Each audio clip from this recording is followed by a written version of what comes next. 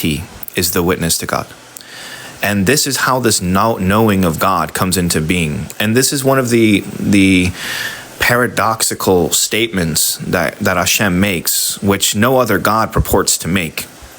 Right? You can't really find a religion where the central idea of that is having this direct knowledge, specifically knowledge. Da'as, where it says, you will know that I am the Lord, that word da'as, in Greek would be gnosis, and in English would be knowledge. And this seems antithetical to philosophical understanding, again, because philosophy says God's not knowable, but I've just explained why that can't be.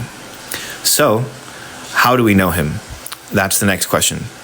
And the answer to that question is, at least from the Kabbalistic perspective, right, from the perspective of the Kabbalah, the answer is the Torah. Through the Torah, and through the earth, and through the heaven. We know this because heaven and earth are witness. As it is written, what can I witness to you and what can I liken to you? And that second part, what can I liken to you, implies that the earth and the heaven, which are both called a witness, are also called a likeness. And so then therefore, if reality or earth is a witness and a likeness, then I can understand something about the nature of God by looking at reality, by looking at the reality around me, because I understand that the reality around me is a likeness, not to confuse it specifically with God in an absolute sense, right? Like I'm not going to look at the table that I'm in front of and say this is God in the absolute sense, but I'd be a fool if I thought this wasn't God, that the table was not God as a table. I'd be a fool if I thought that the candle isn't God as a candle, because nothing can exist outside of God. Nothing can exist outside of God. Everything has to exist within inside of God. And so then therefore, this is the beginning levels of understanding where, how, and why. Nonetheless, I'm going to digress from that line of thinking, and we'll go back to what we're looking at. So there are degrees of understanding the worlds. And so what we're currently looking at is what's called the Mazaroth, and it comes from the word mazalot. And usually it's translated as constellation, so on and so forth. But this is really called the heavenly palace. And here there are countless angels. And there are palaces both to the days, to the months, to the weeks. But there's also lunar palaces, which there are angels or melachs over them. Now, another thing that we need to understand is, how do we understand what an angel is? What exactly is an angel? What exactly is a melach, right? The word melach means a messenger. And so the idea of an angel is the idea of a messenger. And a messenger is some kind of differentiated and defined set of information that is either communicating or transferring or utilizing some bit of that sequence in some form, kind, or way. And so that's the real way we understand an angel, right? So, for example, Rabbi Nachman of Breslov says, how do the planets keep their orbits? Or, for example, and what draws forth the season, and so on and so forth. He states that just as the soul is to a body, an angel is, right, to a planet. The idea behind an angel, thus being like the soul of a planet, is the idea of a storehouse of information. So angels should be understood as differentiated and defined bits of information that are executing or carrying out or utilizing in some way said information. And so that's the term melach, or messenger. So once we have an understanding of that, then we have to understand that reality is a amalgamation of countless, like illimitable amounts of differentiated and defined bits of information. And for this reason, our sages said that there is an angel over every blade of grass. Over every blade of grass. They say there's an angel over every leaf. And so then the answer to what the angel is, what carries out the process of the leaf's decay? What carries out the process of the growth of the leaf? What causes the leaf to fall off, right? And so the answer are exchanges of information. What causes a leaf to decay is some kind of exchange of data. This exchanging of data or information is called a melach, or an angel. And so the same thing goes with everything else. That is to say, every blade of grass, as our sages said, that there's an angel or a melach, or an exchanging of data and information over every single blade of grass. So it is with every leaf, and so it is with everything. And so then therefore, this is what's written. He makes the wind his messengers. The word ruach, meaning wind, can also mean spirit.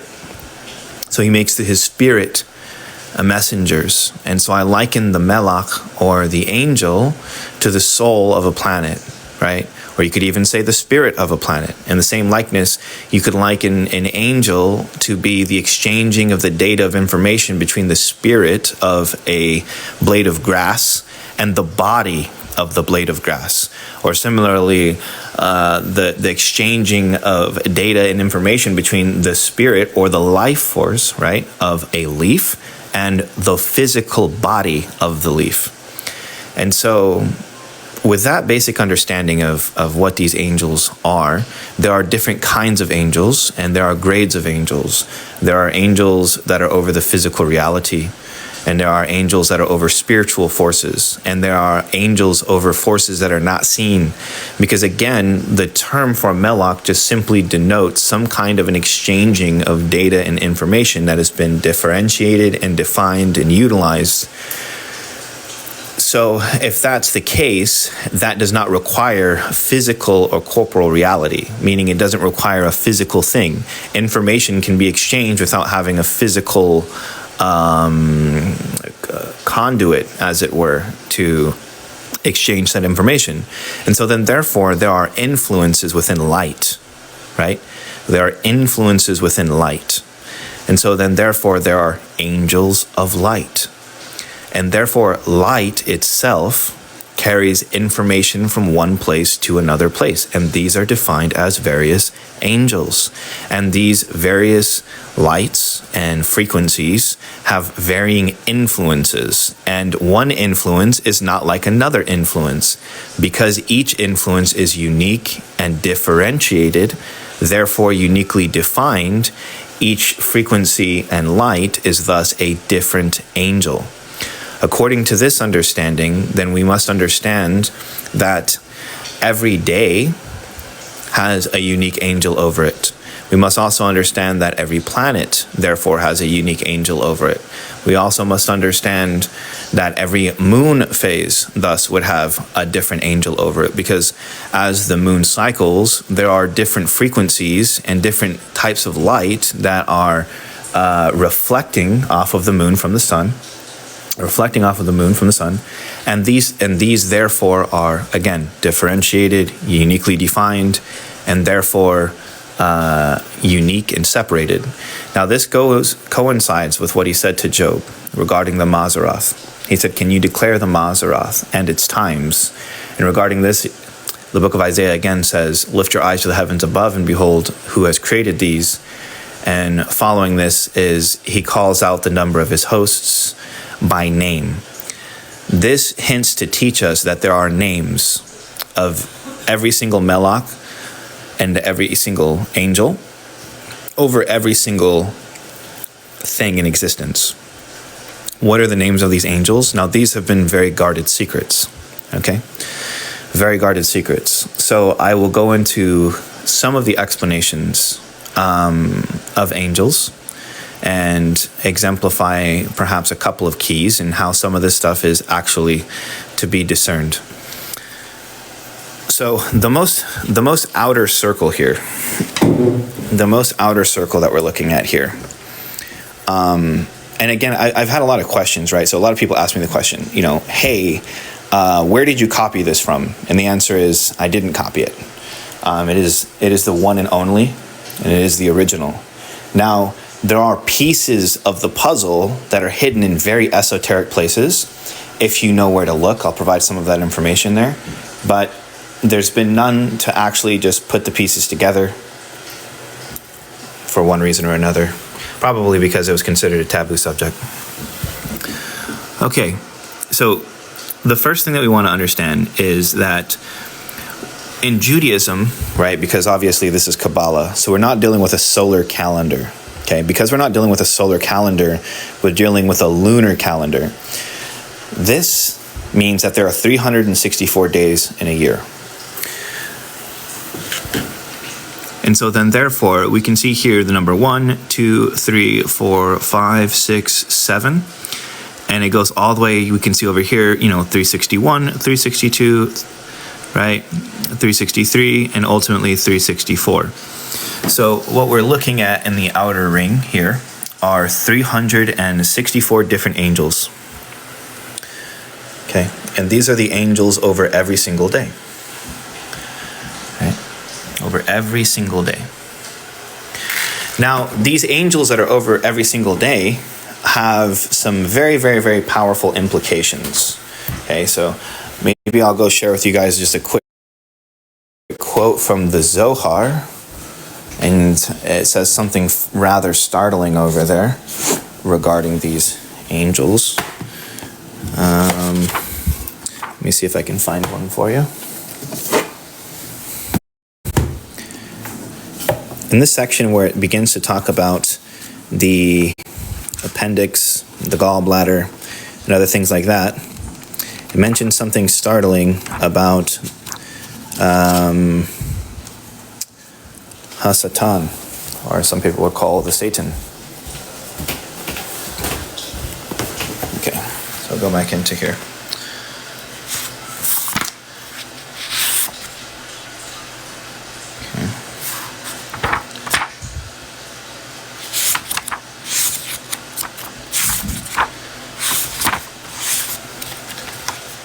All right. So the first thing I'll quote real quick is in section 60 of Pinchas. So we're looking at book 20 of the Zohar. It's going to say the following. Down here, it's going to say, Satan spread through eating and drinking and overcame all the limbs and arteries with the 365 negative precepts for all 365 days of the solar year. And this is the numerical value of Hasatan, the Satan, -1. So here, the word Hasatan, right, is the numerical value of, there we go. So the gematria, so this is what Gimel Yud Mem means gematria, so the numerical value of 364 is the numerical value of Hasatan, the Satan, right? Hey is 5, Shin is 300, Tet is 9, and Nun is 50. Now there's a big secret behind that. Why Satan is associated with the value of his name is equal to the days of the year. There's a massive secret. For example, why is it written, the evil done under the sun, right?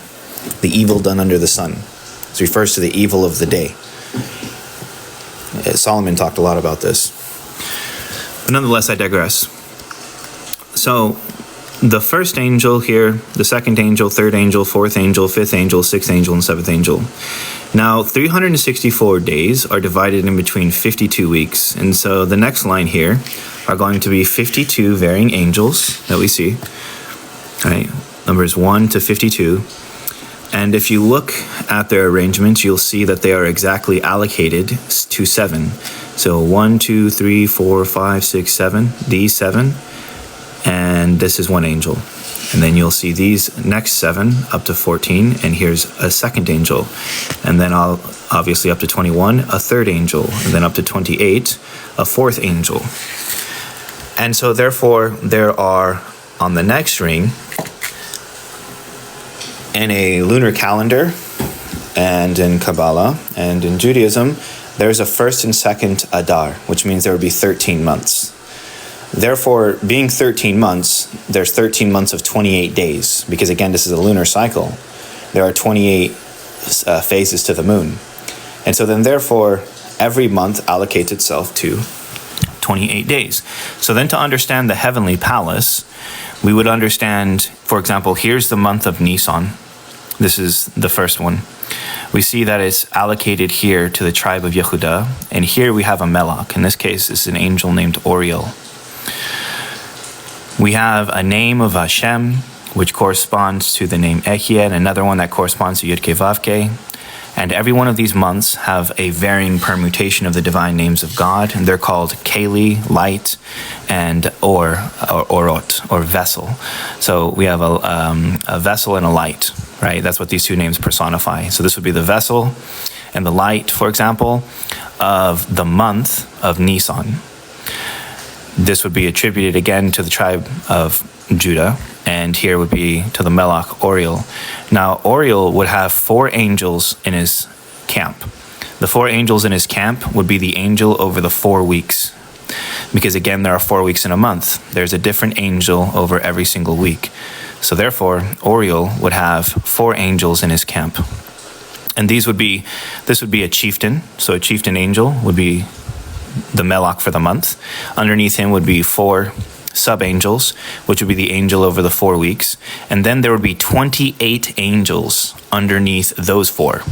Each one of them would have 7 angels per camp. Again, because there are 7 days per the week. And every day is a different angel. And so this is how the angelic hierarchy works, right? So it's not just, this person has this many, this person has this many. There are a lot of people who've attempted to do this or tried to understand these matters. They just made stuff up. They didn't really know the real secrets. So they weren't able to discuss the matter properly about the angelic hosts. But nonetheless, this is how it's arranged, right? So we have a chieftain angel, we'll say that for lack of better terms here, and underneath him are 4 ministers, and then underneath these 4 ministers there are 4 camps. In each camp there are 7 angels, and so that's the hierarchical order. Now, every month has specifically 28 angels, and there are obviously going to be 4 camps, and there's going to be a chieftain angel. And so as the year rotates, there are different angels over every month that presides. And there are 4 camps, being 4 angels underneath every chieftain for the respective month. And then there's going to be 7 angels per camp. And there'll be 4 camps for 28 angels. And this is going to cycle throughout the entire year. Okay. So we'll notice, for example, here is the second month. And you'll see on top is the number of days in the year. But on the bottom is the number of angels per camp. And so, for example, here we have 28 angels. And again, you'll find that there's a perfect match of 7. This is 7 right there. To 14, to 21, and to 28. All right. So the next rung of the Mazalot is going to be dealing with the 28 times. So the 28 times refer to the lunar phases, because again, the calendar is dictated by the moon. And because it's dictated by the moon, it's going to require an understanding and a grasp over the lunar cycles. Now, where do we actually derive and get the information for the lunar cycles? How do we know there are 28 angels? Where do we get this information from? How do I know for sure those are the angels? And then how do we know what they're associated with? So the Kabbalistic answer to this question is to be found in a section of Tikkunei HaZohar, which has not been translated, unfortunately. There is an English translation of it coming by one of my chief disciples, Garment of Esav, which he will be releasing very soon, which will be the very first complete English version of it. So here we're going to go into Tikkunei HaZohar, and obviously we're going to go into book 2. And we want to go to Tikkun 70, because that's where we're going to find our key. Okay, here's going to be Tikkun 70. It's going to be very hard to read this, especially for those who don't know Hebrew, but you're going to see a listing of angels here, okay? And so this listing of angels, which I'm currently pointing at here, are going to be 28 numbers, or 28 different angels. And this is the secret of he shows koach with his right hand, right? He shows power. The word koach in Hebrew has a numerical value of 28. It alludes to these 28 angels. This word's also hidden and alluded to in the word chokhmah, which means whiteness. It's associated with the whiteness of the moon, so on and so forth. There are many mysteries to this. Nonetheless, how do we derive this? So the answer is that there are what are called nikud, or vowels, right? So the first vowel we're going to look at is called petach, or kamatz. Right here is petach, but the first vowel is actually kamatz. And so when we look at petach, we see it spelled fe, tav, chet. And these are 3 letters. These 3 letters allude to 3 melachs, or 3 angels, and they're listed right here, right? Padael, Tomael, and Chesadel. Now here we have kamatz. This is the very first nikud, which is associated with keter. And we're going to find 3 melachs associated to this vowel. The reason why is because to spell the vowel kamatz, it's 3 letters, right? So if a vowel had 4 letters, then it would be 4. Now, when you take all of the vowels, an example, kamat, patach, siri, segel, so on and so forth, and you spell them all out, there are exactly 28 letters. And so these nikud, or these vowels, or what are called the light of the letters, are 28 in number. And these 28 angels are associated with the 28 times in Ecclesiastes. So King Solomon says there's a time to be born and a time to die. Right? There's a time to build, a time to tear down. All of these different things. Now, if you count the amount of times that King Solomon lists, the answer is 28. These are the 28 times, or the forces, right? Or the principles over the phases of the moon. Obviously, a time to be born is first, okay, and that's the nikud for kamatz. And then you're going to see that kamatz is spelled kof mem tzadi, as I said. So kof mem tzadi. So above every single time, I place the respective nikud that tells us where we're actually tracking and what we're looking at. The second one we just looked at was petach, and so then you're going to take the first letter of each angel here, right? Fe, tav, chet, right? And so this is going to continue for every single nikud. You can see the nikuds at the very top for every single moon phase. So the time to be born obviously refers to the full moon, and a time to die refers to the diminishment of the moon. The diminishment of the moon is likened to the death of the moon. It means it's going into blackness. And so the angel over a full moon, and then its principle, a time to be born.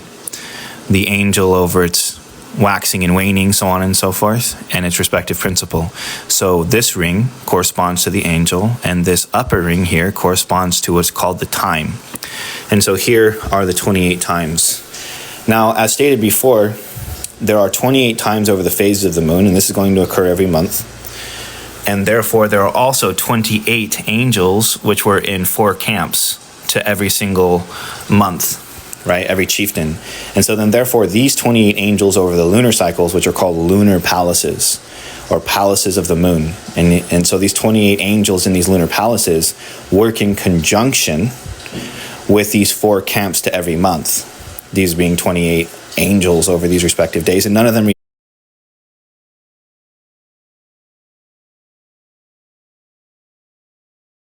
two aspects. Now we get into the deeper aspect here. And of course, we have the constellations. So the seals for the constellations are going to be the symbols that they show in the sky. So when you go in the sky, you're going to see various groupings of stars. And these various groupings of stars actually create these seals. Now, these seals have been used in various operations and forms for a long time, and it's one of the seals for the melach of those things. So therefore, the actual stars, when they're gathered together and outlined, so on and so forth, were ancient seals that they would use to represent the melach, or the angel. That is to say, to represent the exchanging of data or information or influence from one place to another. So that's what we're seeing here. So we see the 12 zodiacal. And when we look at the cardinal points of the zodiac, we're going to find something really interesting. We'll find Taurus, which is the face of an ox. We're going to find Aquarius, which is the face of a man. We'll find Leo, which is the face of a lion. And we're going to find Scorpio, which has 3 symbols. And one of them is a phoenix or an eagle. And so therefore the faces of the living creature, an example, the face of an ox, the face of a lion, the face of a man, and the face of an eagle are actually found in the cardinal points of the zodiac. Okay? And that's because in this world, there's a level of the Merkavot, right? The Merkaba, the chariot, which has the faces of the 4 living creatures, and they correspond to the cardinal points of the zodiac. However, there are Merkavot above, which refers to other things. But here in this world, it refers to the 4 cardinal points of the zodiac. And those are the faces of the 4 living creatures. So we'll go into the next level here. And obviously underneath these 12 are going to be the 7 planets. And they correspond to the 7 days, right? Why is Shabtai? So the first one's going to be Shabtai. This is Saturday. Because Saturday is Saturn day. Saturn day. Because it's from the word Saturn. So Saturday is associated with Saturn. Now in Judaism, Saturday, right, is the end of the week. And the first day of the week would be Sunday. In solar calendars, it's Monday. So this is the word Chama, means sun. And this corresponds to Sunday. Now Sunday obviously alludes to the sun. Because the word Sunday contains the word sun, and it should be understood as day of the sun, or sun-day. That is Sunday, because its planetary attribution is to the sun. Now the next day would be Monday, and here we have the Hebrew word for moon, and Monday should be understood as moon day, or day of the moon. For the 7 days of the week correspond to the 7 planetary signs. Okay, so we have here seals of angels, right? We have these seals of angels. And so the question is, how do we know that these seals aren't just BS, right? So like, for example, this is the planet Ma'adim, which would be Mars. And it says here, Samael. So how do we know that this is the seal of Samael? It's upside down. It would actually look like this. But how do we know that this is the seal of Samael? How do we know I didn't just make that up? I could just make anything up. I mean, if we're talking at that level, how do we verify anything? And so that's a great question. And this is what separates the truly learned from the charlatans, right? Because there's a lot of charlatans. There's a lot of huckstery going on here, and unfortunately, it smears the true light. But I'm going to go ahead and show it to you right now. And just so you guys know, I've never met anybody, I'm going to show you this, but I've never met a single person who actually understands any of this. There are a bunch of people out there that claim, I've seen a bunch of Western esotericists that talk about magic, magical seals, angelic.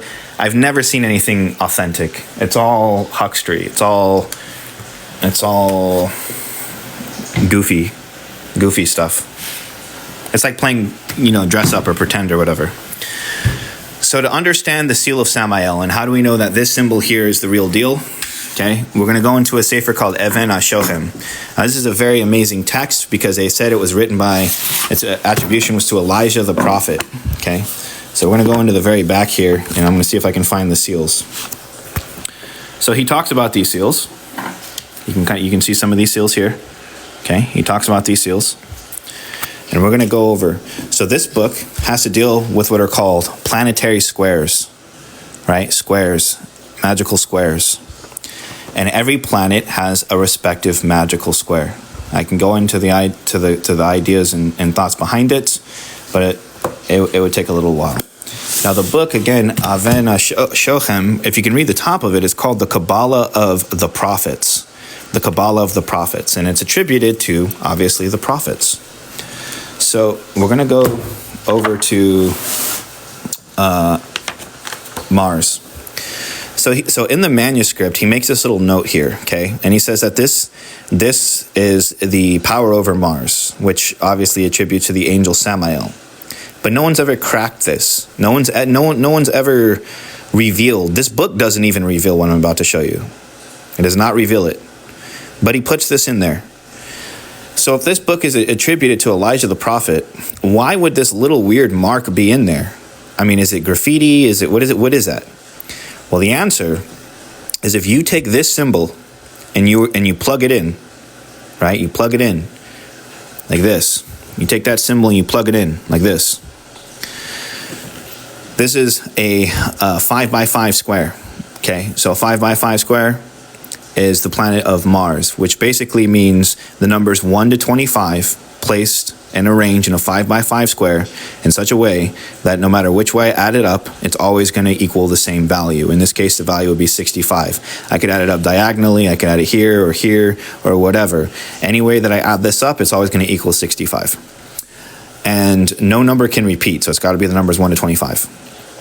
So, if I were to place this seal here, exactly as shown, and here, and again in Hebrew, letters are numbers, so I've placed the numbers here, okay, right? Aleph is 1, right? This is Yud Aleph, that's 11, right? That's a Kaf Aleph, that's 21. And you add these numbers up, right? 1 plus 3 plus 11 plus 21 plus 7 plus 9 plus 17 plus 5 plus 13 plus 19 plus 25. The value is 131.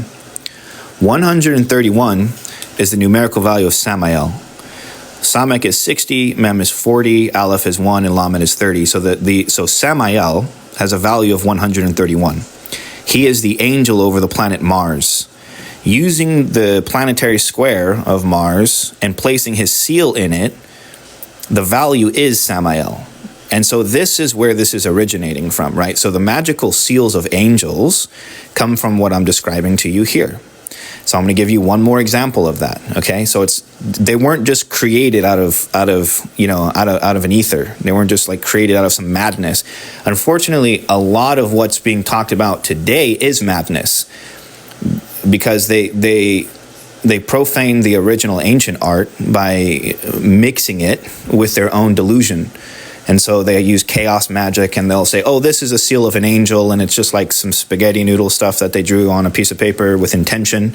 But it doesn't mean anything because it wasn't sourced. There's no legitimacy or validity to any of their arts and practices, which is why I don't pay attention to anyone in the modern age when it comes to this field of study, because it's, like I said, it's a lot of it's huckstry. It's just foolishness.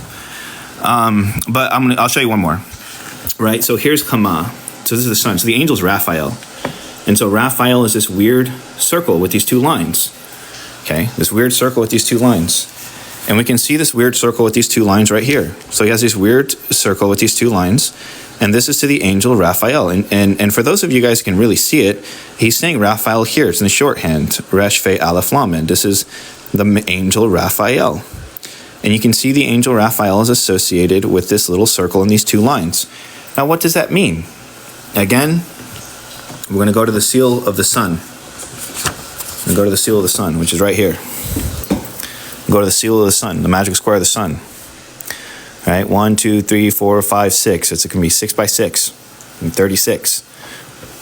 And we're going to draw this symbol in this circle for the seal of the sun, like this. I'm going to draw this circle. And if you add the value of everything in here, if you add the value of every number that's here, the value is Raphael. Again, if I take this seal and place it in this magical square of the sun, and I add the value of every single number that it covers here, every number that it covers, the value of all of these is Raphael exactly. Okay? So this is where these symbols come from. They don't just exist. Again, like they're not just created out of, because some person thought about it. There are deep secrets. They're secrets. And so obviously this is how real, this is how the magical traditions were born. In this case, Kabbalah Masit and high ceremonial magic. And how did angels get associated with angelic seals? Well, the answer is that the sages knew these secrets. The sages, but it's been lost. I've never met a single person that knows the secrets. What I just revealed now is not revealed in this book. I've never met a single soul alive that knows the keys that have just been given over to you. So I would just, I'd stay away from that stuff. But back in the day, obviously they knew it, right? Because if this book was written by Elijah the prophet, who it's attributed to, and they still kept these symbols in there, despite the fact the book explains nothing about what I just showed, it begs to reason. They must have known these secrets. And so this is how these angels came to be associated with a magical seal. The seal over the angel were derived from deep secrets behind their either their influences or other things like that, or the square, for example, which would be considered the influence, right? It's a mathematical constant. A magical square is like a mathematical constant. It's like if I took the number 36, and I had 36 pennies, and this is penny 1, penny 2, penny 3, penny 4, penny 5, penny 6, penny 7, all the way to 36 pennies, and I were to arrange all those pennies in such a way that none of the pennies could repeat, so there could be no number 2 pennies, there could be no number 3 pennies, there could be no number 21 pennies, it could only be one of each. And then arrange them in a square in such a way that the numerical value, no matter how I added it up, in any direction, diagonally or whatever, it always equals the same, right? These are secrets within inside of mathematics. And so then, therefore, these symbols that these angels are associated with came out of that. And you can see from here where magic was birthed and why magic even existed. How did it exist? It's because inside of the royal art, meaning the divine secrets, it begins to birth itself. You begin to see, oh, wow, there's angels associated with things. There's seals that are associated with these angels. There's planetary, which tells me days and times. There's colors and incense. And so you can see that all of these are the ingredients for high ceremonial magic, which is how all that stuff was birthed. But there aren't any practitioners of, well, there are tons of practitioners of high ceremonial magic today. Don't get me wrong. They're just, it's just huckstery, though. It's like a cheap mimicry. It's like a generic knockoff. People playing pretend. It's like a LARPing cosplay session or something. There's no learned scholars that know the keys to the angelic seals and things like that can explain it. They just like read it in a book in Barnes and Noble, or found it online on Wiki or some craziness like that. But the real secrets have been reserved only for those who can attain them. Anyways, we will go into the most inner level. So these are the 22 Hebrew letters, right? So it's written by the word of his mouth. He created the heaven and the earth. So the word would be the Lashon HaKodesh, right? It's written by Yomer Elohim Ehior Vayahior. God said, "Let there be light." There was light. And so the idea is that he spoke reality into existence. Now, speech, we call Lashon HaKodesh, is an amalgamation of letters. It's a language, but a language is an amalgamation of letters. And we shouldn't look at these letters in terms of phonetics. We should look at these letters in terms of programming code. And so with the Hebrew language, which was the language of creation, we look at, there's 22 letters. There's 3 mother letters, 7 double letters, and 12 elemental letters. So let's learn what these are. The mother letters are the 4 elements: Shin, Aleph, Mem, and Mem. Fire, air, water, and earth. Or gases, energy, liquids, and solids. So we're looking at material reality.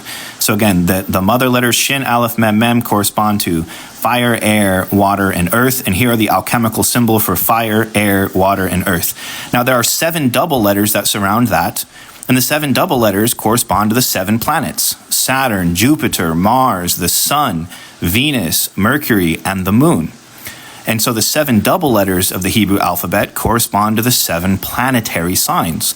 And the 12 elemental letters, or what are called the simple letters, the elemental letters, correspond to the 12 zodiacal. And so you see the zodiac surrounding that. And so the Hebrew language is existence. In this world, the Hebrew language, the mother letters, the 7 double letters, the 12 elemental letters, they are fire, air, water, and earth. The 7 planets and the 12 zodiacal palaces that surround that. And so it's a symbol of our universe. It's a symbol of our universe, and that's the 22 letters. And they're called elemental letters. Why? Because these zodiacal signs are associated. Some are water signs, air signs, earth signs, and fire signs. Why are there air signs and water signs and earth signs and fire signs? Because they derive from the mother letters. That's why they're called elemental letters, because they're charged with the elements. They represent the 12 zodiac. The 12 zodiac are divided between these elements, right? There are air signs and water signs and fire signs and earth signs. And so at the center of the Mazalot is going to be the 22 letters, because by the word of his mouth and implying the 22 letters, he created the earth, the heaven and the earth. The earth, therefore, we see. If we're looking at an earth-centric reality, right? Because that's what would have been being viewed as. Earth is where life is. We can't verify advanced life forms anywhere near us, but there is life on Earth, so that must have been programmed and intended. Therefore, again, the Hebrew letters correspond to these. The mother letters, again, are fire, air, water, and earth. The three mother letters, Shin, Aleph, Mem, Mem, which would correspond to energy, gases, liquids, and solids. The 7 double letters, which are associated with the 7 planets, and the 12 elemental letters, which are associated with the 12 of the zodiac. And so that's a basic understanding of the Mazaroth, a basic understanding of the Mazalot, the heavenly palace, the different angelic lunar palaces, astrological palaces, the angels over every day, so on and so forth. A little bit of background information as to how these seals of angels came into existence and things like that. So I made this in a single day. I made it in 24 hours. I actually recorded it on TikTok, the creation process of it, but it was created in a single day, 24 hours. And I mapped out the entire system to begin to teach, because the online it's filled with so much what's the term? Spiritual psychosis. There's really no authorities in the field, and because there's no authority in the field, anybody can just come up and say whatever they want to. But the problem is like, where's your math? Where's your homework? Like, can you write the formula? It's like, show the formula. Don't just regurgitate what you read in a book at Barnes & Noble. Don't regurgitate what you heard on a YouTube video. Don't regurgitate what you looked up on Google or asked ChatGPT. No, like, if you're going to talk about the esoterics, show your formula. Show your work. And the problem is that TikTok is just grossly filled with spiritual psychosis. In fact, most of the world is filled with spiritual psychosis. People talking about things that they don't have any rational understanding for. They don't have any framework of system. It's just like a bunch of parroting and regurgitating whatever the last guy said. And so I wrote this Mazalot here to change that, to take back the honor and integrity of the esoterics, the real esoterics, and to begin to instruct the people, mainly you, the viewer, on what true esotericism looks like and how these things actually came into being, so that there's a referential point for what is true esotericism, and what is like fantasy and craziness, because that fantasy and craziness is having a real effect on people. It causes, like I said, spiritual psychosis. There's tons of that going on right here. It's really damaging. You need to be grounded in rationality. Sure, all these things exist. Angels, seals, all that stuff exists. It's just, how do you get to that understanding, and how do you keep it rational and not deviate off into cult-like activities. Anyways, it's been an amazing session with you guys. I am absolutely ecstatic to share. If you guys want to, let me know down below. I can share with you guys one more small safer if you guys want to see just a couple of the works or a little bit of the work that I've been working on recently. I'm hoping to go live more often to begin to teach again. I do be on the lookout. I will be writing a safer talking about all of these heavenly palaces, these angels, and how to understand them, where their seals come from, and hopefully take back the honor and integrity of the real secrets and enlighten the public so that we can have more enlightened conversations about these things and taking it away from the psychosis and back into the holy and, insightful. So I'll share with you guys just one last little thing if you guys would like to see that. Yeah, if you guys want to study more of this material, I have a YouTube by the same name, Restoration of the Breach. I have a YouTube by the same name, Restoration of the Breach, and you'll find on there, I've got over 400 videos that are talking about the true mysteries. So if you're interested in learning more about this material and this is something that interests you, I highly recommend you guys go there. I do post things here on TikTok, but TikTok's, it's very hard to teach on TikTok because the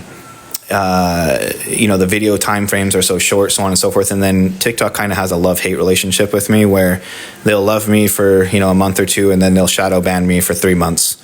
And it goes back and forth. But if you want to regularly keep up or just, learn new things, my YouTube is by the same. So again, this is another book that I've written. So again, this is a manuscript. You can see how large it is. This is the front. I always adorn all of my books with a portrait, and most of this stuff is written in Aramaic and Hebrew, so there's not a lot of English going on here. So you can see here, this is all written in Aramaic and Hebrew. And again, when talking about Kabbalah, you have to have really a mastery of Hebrew and Aramaic. It doesn't mean that you can't study Kabbalah. You don't need to really know Hebrew and Aramaic and all this stuff to study Kabbalah. But I'm talking about, like, if you're gonna be a teacher of Kabbalah, if you're gonna put yourself in a position of authority, you're gonna put yourself in a position to be a teacher. Like, we need to see the work. You need to show the work, because it's like that saying, a tree by the nature of its fruit. And if all the fruit is some guy just blabbing at the mouth, you should probably be cautious. If all the fruit that you're seeing is just opinions, you should probably be cautious, because Kabbalah is like a sacred science. It's like a God science, and that's how it really should be viewed. So I'll show you guys a little bit about what's going on inside of here. So, concepts like the Simsum, differentiations of light, here's a very generic version of the Mazalot that we looked at earlier, right? We looked at a very advanced version of it. This is a very watered down version of it. We can see the 231 gates, creations of the Ain, lots of various explanations. Most of my works, I said, at least in this Sefer, are in Aramaic. Like I said, some of it's in Hebrew. Like another great example is the Hebrew letters. Where did they come from? They actually came from the Magen David. A lot of people say that the Star of David isn't even Jewish. They'll say it came from, some other civilization or whatever. But the Hebrew letters, like that's the letter Aleph, the Hebrew letters, Beit, right, Gimel, Dalet, so on and so forth. The Hebrew letters are actually formed by that Star of David. And so then when you ask yourself, right, so this is Aleph, Beit, Gimel, Dalet, Hey, Vav, Zain, Chet, Tet, Yud, Kaf, Lamed, Mem, Nun, Samek, Ayin, Fei, Tzadi, Kof, Resh, Shin, Tav.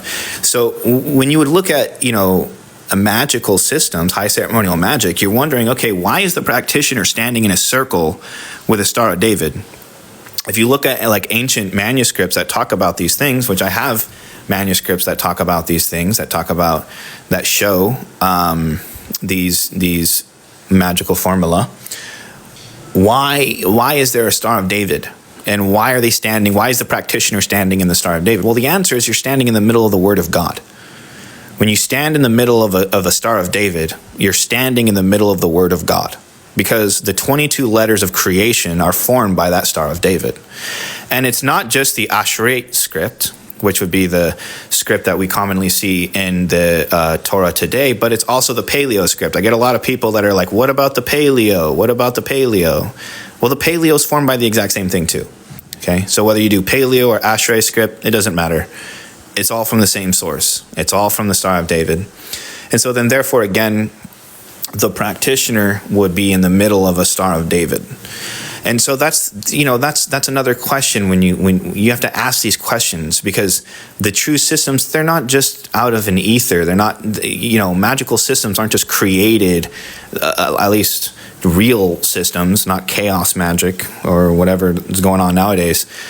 But the true royal art it's all divine. It's all rooted in holiness. It's very holy stuff. It should not be played around with or treated lightly. It should be respected and understood properly for what it is.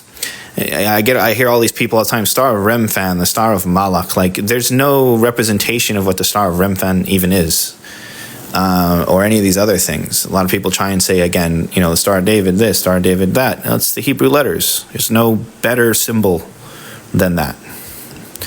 So we'll move on. But one of the things is, you should never attribute to malice what can be attributed to incompetency. So I just figure most people are just incompetent. They just aren't learned. And so therefore they're saying with what they know, right? They're speaking their sums of experiences. That's what their understanding is. I don't really look at the stuff as like malice. Rather, I just think of them as like, they're just incompetent. They don't understand the matter. If they did understand the matter, they probably wouldn't say those things. So, this is Kabbalah. So this is the very first verse of the Torah right here, Bereshis, and the explanations and so on and so forth. And again, digressing, I know I've said this a few times, but it's really important. When someone talks about teaching Kabbalah, there aren't even really many real Kabbalists amongst. Just because you're a rabbi doesn't mean you're a Kabbalist. It doesn't matter who you are. It does not mean if you're a Kabbalist, you're going to have tikkuns. You're going to do real Kabbalah. You're going to show the work, because you need to show the work in order to educate and teach. Right? That's one of the keys.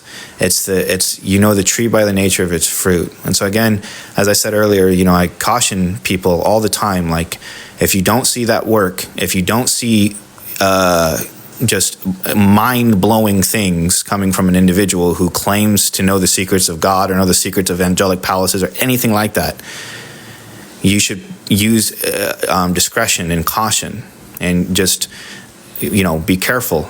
Because there's a lot of crazy people, and especially in these fields.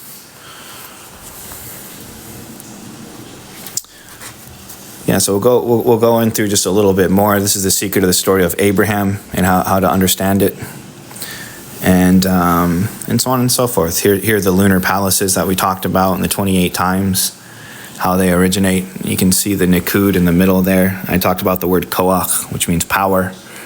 Now it says that he showed koach with his right hand, and that this alluded an allusion to the 28 angels of the 28 lunar palaces, so on and so forth.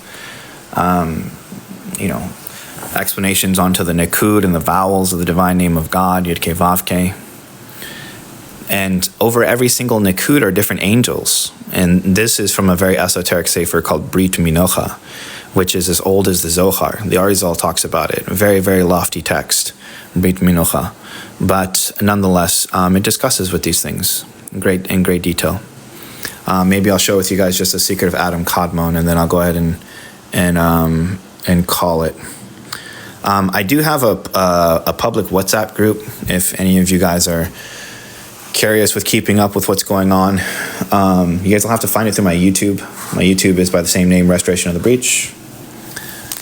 This is the meta partsuf Adam Kadmon, and the ideas of the Simsum, what's going on inside of there, so on and so forth. So I will go ahead and get ready to wrap that up. But it's been a pleasure being here with all of you and being able to speak to you all. I hope to be going live regularly and to hopefully begin to instruct and teach again. Just if you took anything away from this, hopefully you got a basic understanding about what angels are, how to understand angels. For those of you that were around upon the seals of angels, how those seals came into being, kind of just safeguard those things in your heart and contemplate the great mysteries. So with that being said, as David HaMelech said, open my eyes and I behold the wonders of your Torah. Amen, everyone. Shalom and salam.